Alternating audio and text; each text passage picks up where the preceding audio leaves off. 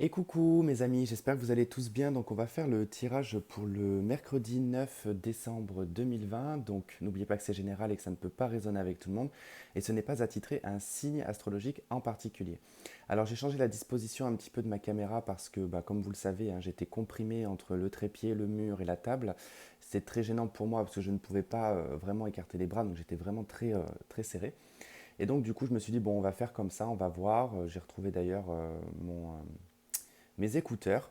Alors, je vais juste essayer de ne pas les faire flamber parce qu'ils passent au-dessus de la bougie. Donc, je ne sais pas si vous voyez là, mais je pense que ça risque de flamber. Bon, on va voir. Si ça flambe, eh ben, c'est pas grave. Et du coup, voilà, j'espère que tout le monde va bien, que vous avez passé très bon, euh, un très bon mardi, qui pour moi, en tout cas, n'a pas été au top du top. Mais bon, c'est pas grave. Allez, on y va pour faire en tout cas les énergies pour ce mercredi 9 décembre. Et donc c'est parti, on va faire avec l'oracle de Cigane.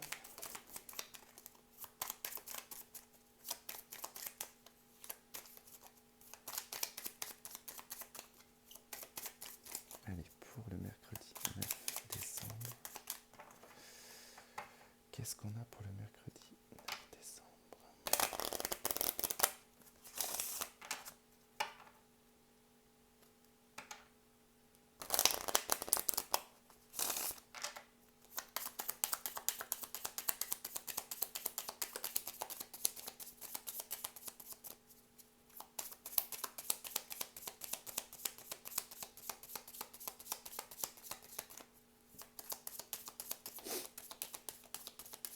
Ok, allez.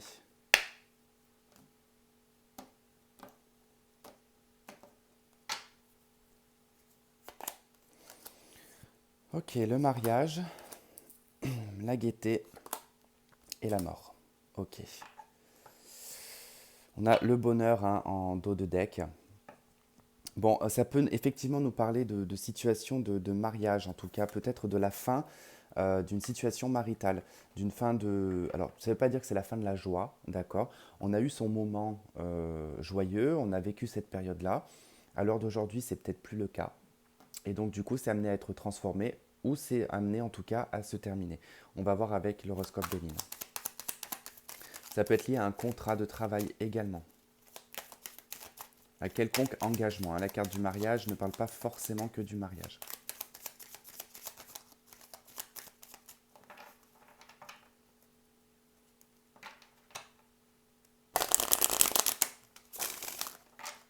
Allez, qu'est-ce qu'on a sur la carte du mariage, s'il vous plaît, sur la carte du mariage?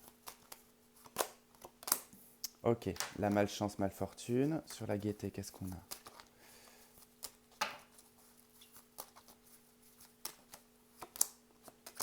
On a le business.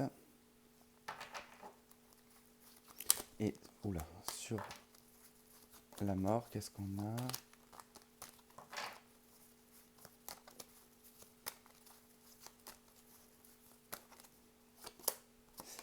La justice. Ok, dos de deck, patrimoine. Bon, on peut effectivement bien nous parler pour certaines personnes d'entre vous ici vraiment de la fin d'une relation maritale. On voit que, bon, que le mariage en tout cas n'a pas été une partie de plaisir, hein. On voit bien qu'en tout cas il y a eu pas mal de moments en tout cas de malchance et de fardeau dans cette situation-là. En tout cas, c'est quelque chose que vous portez vraiment qui est assez lourd, hein, cette situation d'engagement. On voit aussi également que ça peut être lié au travail. D'accord, on a la carte du business. Donc ça peut être quand la carte du mariage ressort dans un cadre professionnel, c'est pour les personnes qui ont un travail dans le même poste ou la même entreprise depuis très longtemps. Il y a une notion un petit peu familiale. On a donné énormément de soi. On s'est engagé dans cette entreprise. On était joyeux, on était content, mais effectivement, on voit bien que par, en tout cas, le biais du juridique, il y a quelque chose qui se termine. Alors, quand je parle du juridique, ça peut être tout simplement la fin d'un contrat, ça peut être un licenciement, ça peut être une démission, ça peut être comment on appelle ça, une rupture conventionnelle. Ça peut être dans le cadre aussi affectif, on peut nous parler d'une séparation, de la fin, en tout cas ici, d'une période juridique et d'un attachement, en tout cas en lien avec une personne avec qui on était dans une situation de divorce, par exemple. Euh, Mais il y a quand même cette notion de travail qui ressort, hein, quand même avec la carte du business. Voilà, ça a pu, alors effectivement, ça peut avoir une résonance dans le sens où votre vie sentimentale a pu affecter votre vie professionnelle. D'accord? Bon, ça c'est le global. Ça ne parle pas à tout le monde. On va voir maintenant avec le tirage en croix celtique avec le tarot de Marseille.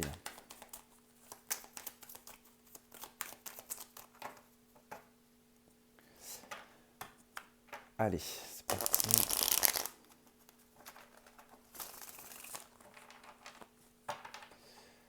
Pour le mercredi 9 décembre.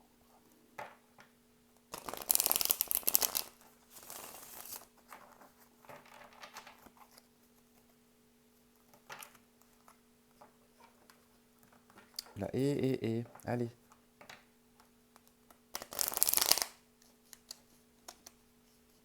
Voilà, ça bloque. Ça bloque. Vous savez ce que j'ai? J'ai le diable et j'ai la 2 de coupe. Ça, c'est qu'il y a une collaboration, il y a une association avec quelqu'un, en tout cas, qui est toxique, hein. Vous pouvez être retenu dans une relation sentimentale également, hein. On peut parler aussi de codépendance sentimentale.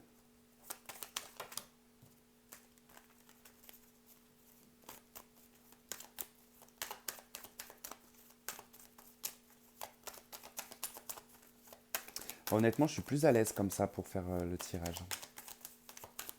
Mon câble n'a pas flambé encore.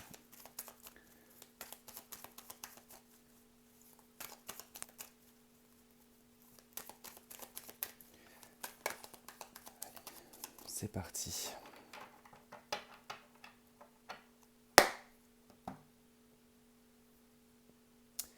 Six de bâton. 6 d'épée. Donc on est dans les 6, hein.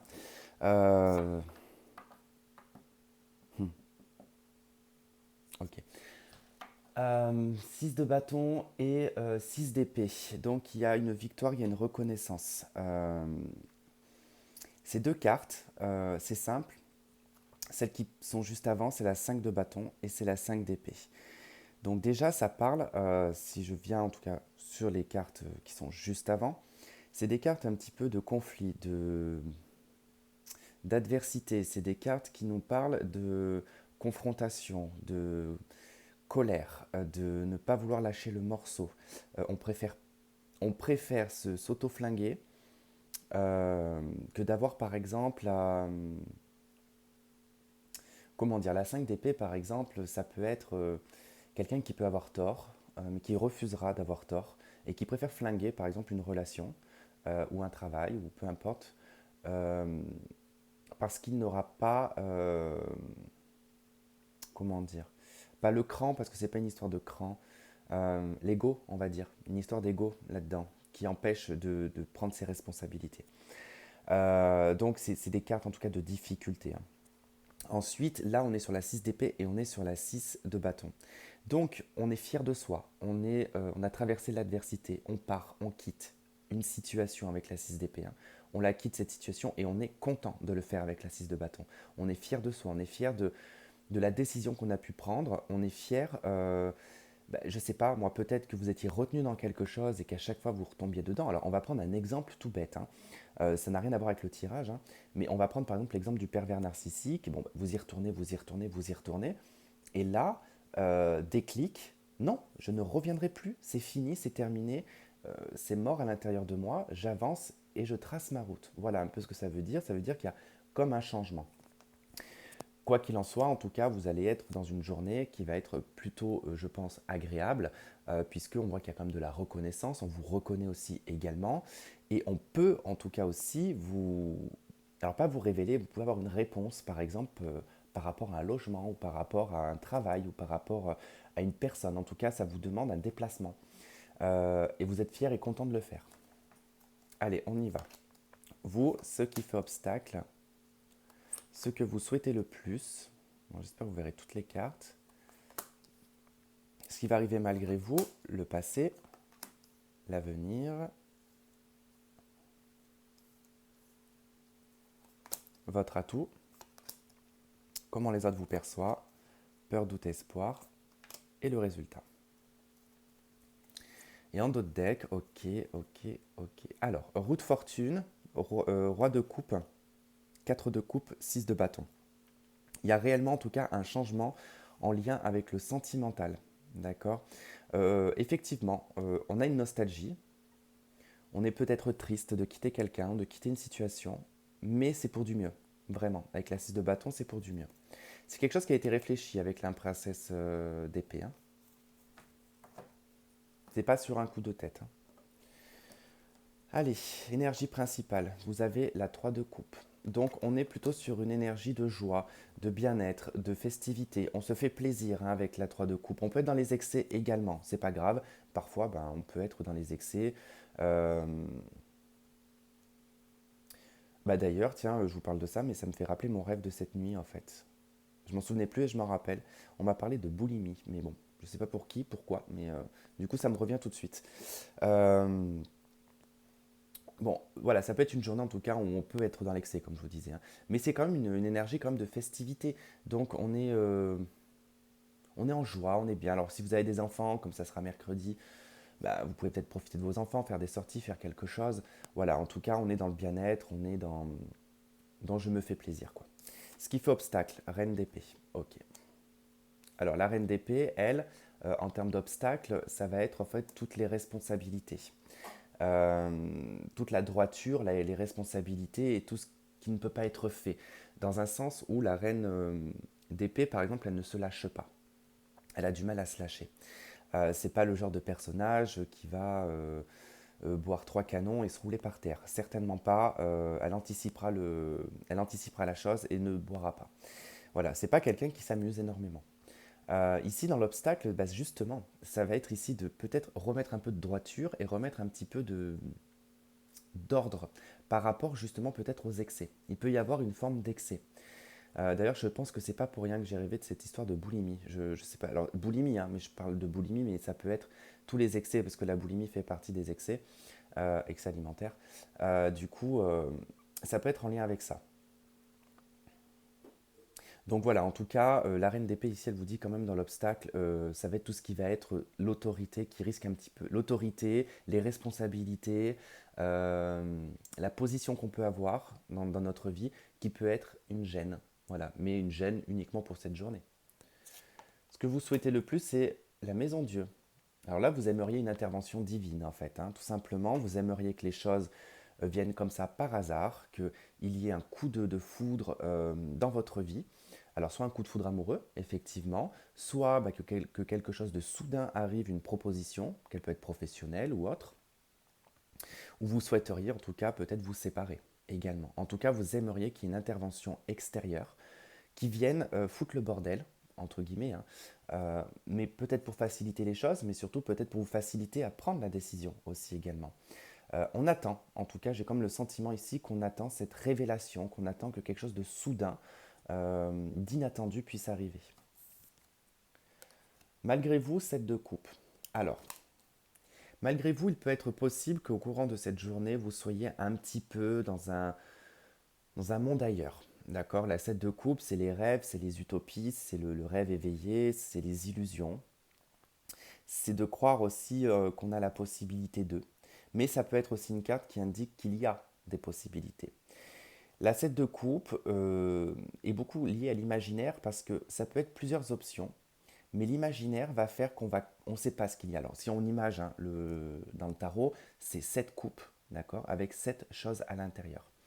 Mais on ne sait pas ce qu'il y a. Alors même si on les voit dans les illustrations, qu'il y a un dragon, qu'il peut y avoir je ne sais plus quoi ou je ne sais plus quoi, ça c'est pour l'illustration. Mais grosso modo, on ne sait pas ce qu'il y a dans ces coupes. Il peut y avoir rien, il peut très bien y avoir R, comme il peut y avoir quelque chose.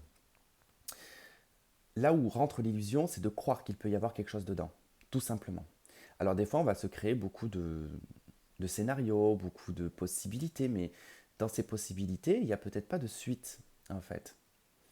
Donc, voilà, il se peut que vous ayez en tout cas l'esprit au courant de cette journée qui va être un petit peu dans le scénario. Alors, c'est pas forcément mauvais parce que de faire des scénarios permet aussi, alors, d'anticiper et de pouvoir en tout cas les vivre, on va dire, intérieurement Et puis des fois, ça arrive à tout le monde de se faire des scénarios, hein. On se fait tous des scénarios, et puis des fois, arrivé 3 4 heures après, on se dit non, mais qu'est-ce que j'ai déliré il y a 5 heures. Enfin, voilà, enfin, mais c'est propre à l'être humain, de toute façon. Un petit peu décalé vers le bas, en fait, vous y verrez peut-être un petit peu mieux. Hop. Le passé, la lune. Donc manque d'éclaircissement, peut-être de la mélancolie, de la tristesse aussi également. On est très orienté à l'intérieur de soi. On est beaucoup dans son intuition, on est beaucoup dans son être intérieur. On peut ressentir de la peine, de la mélancolie, un manque de vérité également. On n'est pas serein avec la Lune, hein.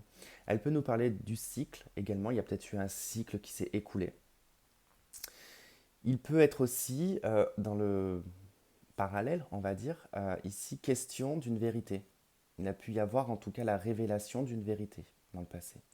La lune peut représenter la mère également, donc il peut y avoir une notion maternelle aussi qui ressort.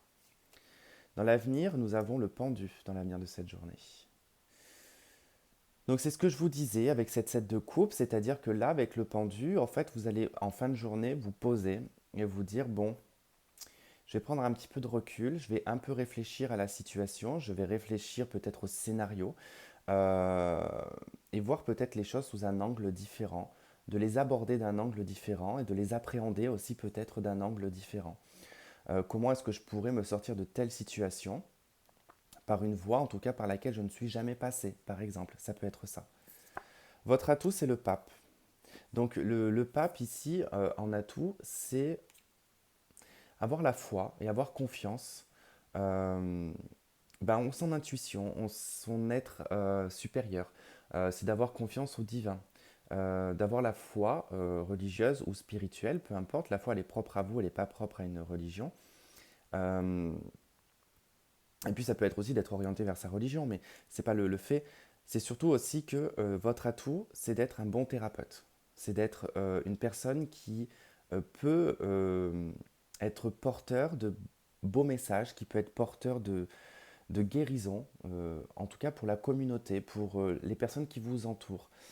Voilà, en tout cas, le pape, vous êtes vraiment dans une position, je dirais, de sagesse en fait, hein. Comment est-ce qu'on vous voit? On vous voit en roi d'épée. Alors tout de même assez paradoxal par rapport à ce que vous avez à travailler, qui est la reine d'épée. Alors je pense que là, le roi d'épée, on vous voit surtout, euh, comment dire, on vous voit surtout comme quelqu'un qui a peut-être beaucoup d'autorité. Vous pouvez également travailler dans le juridique, donc c'est pour ça qu'on vous verra en roi d'épée. Donc juridique et tout ce qui est fonction publique, d'accord? Donc ça peut être tout simplement ça. Mais sinon, ça peut être vraiment de vous voir en fait comme une personne qui est intransigeante et une personne très intelligente. Une personne qui a un savoir et qui a aussi une culture et je dirais un intellect assez quand même élevé. Il y a beaucoup de connaissances en vous. Euh, on peut vous voir aussi comme une personne divorcée et une personne célibataire, effectivement.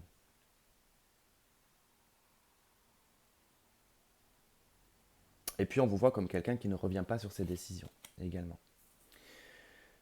L'espoir ici, c'est le mat, l'envie d'un nouveau départ, l'envie de pouvoir se lancer à corps perdu, peut-être dans un projet, dans une situation, dans une relation, l'envie de ne plus être attaché ou accroché à un passé, l'envie de liberté, c'est surtout ça, l'envie d'être libre, d'être peut-être même célibataire pour certains, hein, ça peut être ça.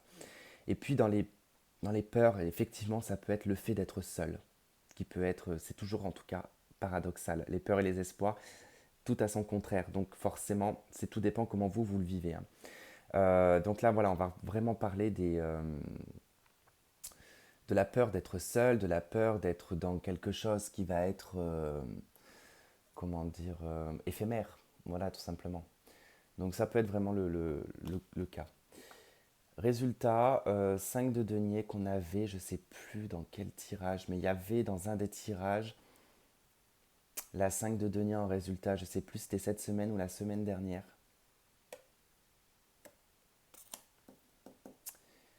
Ça nous parle d'appauvrissement. Pour moi, ici, le résultat, on va se détacher. On se détache du matériel, on se détache de tout ce qui ne fonctionne pas. Il peut y avoir un sentiment de tristesse, un sentiment de solitude. Donc je vais recouvrir cette carte de suite. Alors de quoi nous parle cette 5 de denier? Allez, qu'est-ce qu'on a sur la 5 de denier, s'il vous plaît? On a l'arcane sans nom. Mais encore.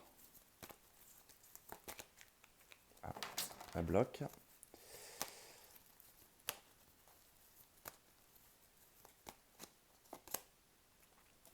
La princesse de denier. C'est très simple, c'est normal, c'est logique. La 5 de denier nous parle de votre perte. D'accord? Nous parle de la perte, de tout ce que vous êtes en train de perdre et tout ce que tout ce que vous perdez, tout simplement. Tout ce qui vous a mis dans cette énergie d'abandon, de rejet. Mais ça peut être vous aussi qui rejetez et qui abandonnez. D'accord? On s'appauvrit totalement. Comme toute chose, une bouteille d'eau, ben, quand elle est vide, il faut la re-remplir. Voilà, c'est exactement la même chose pour vous. Pourquoi? Tout simplement parce qu'il y a une transformation, il y a la fin de quelque chose. C'est terminé. On coupe, on se transforme. La transformation n'est jamais facile. De toute façon, ça passe toujours par un moment de vide. Donc, c'est pour ça que vous allez vivre en fait cette 5 de denier, c'est parce qu'il y a cet arcane sans nom. C'est la transformation, c'est un nouveau, en tout cas, c'est un nouveau cycle. Et on a la princesse de denier, ici qui nous parle de nouveaux projets, de recalculer aussi ce que l'on veut mettre en place, comment est-ce qu'on veut élaborer sa vie, d'accord? Donc c'est plutôt pas mal quand même, c'est plutôt intéressant pour la base générale de ce mercredi. Allez, j'ai envie de prendre l'améthyste. Tiens, pour une fois, on va faire une petite partie sentimentale. Oui, c'est bien ce jeu-là. Hop. Allez, sentimental affectif pour le mercredi. 9 décembre, ça commence, c'est le bordel.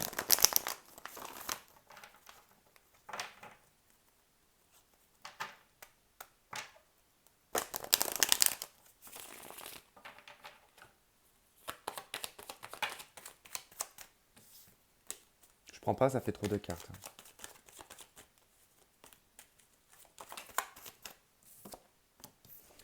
On a donc le jeune homme superficiel.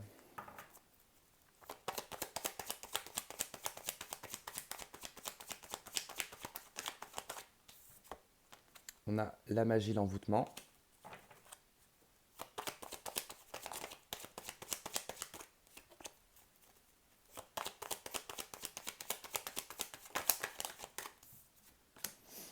Et on a l'ami sincère et fidèle.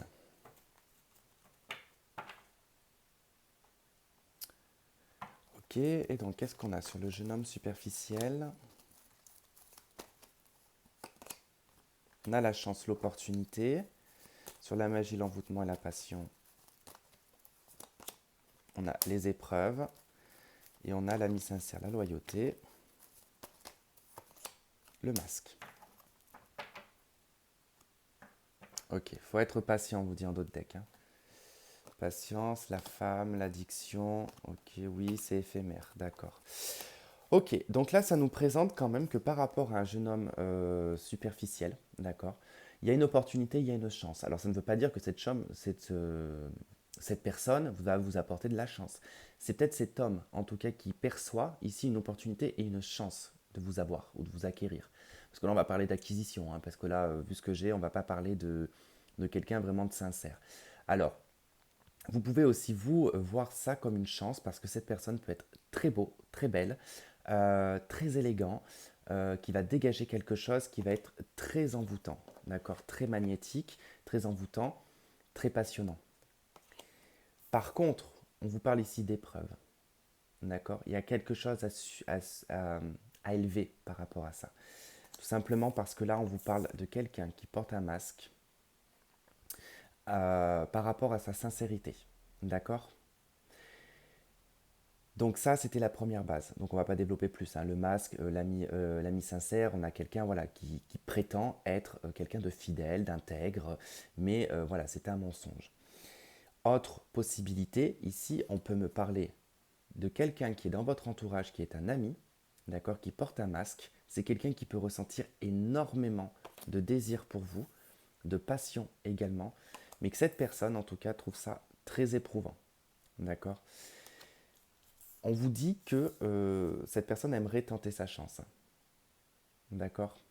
Ça peut être interchangeable, hein. Ça peut être vous, en tout cas, qui avez une attirance vers un ami.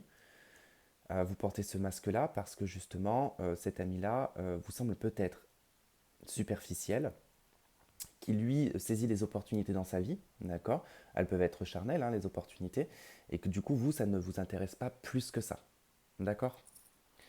Allez, un petit message des anges.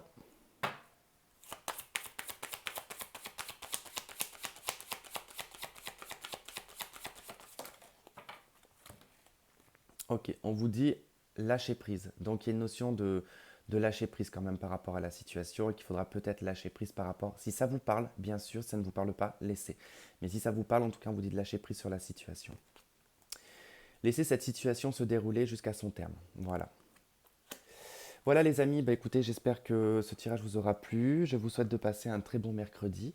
Et puis ben, on se retrouve du coup demain. Je vous fais plein de gros bisous et je vous dis à demain. Bye bye. Bon, si j'arrive à éteindre en fait, je trouve pas le bouton. C'est bon.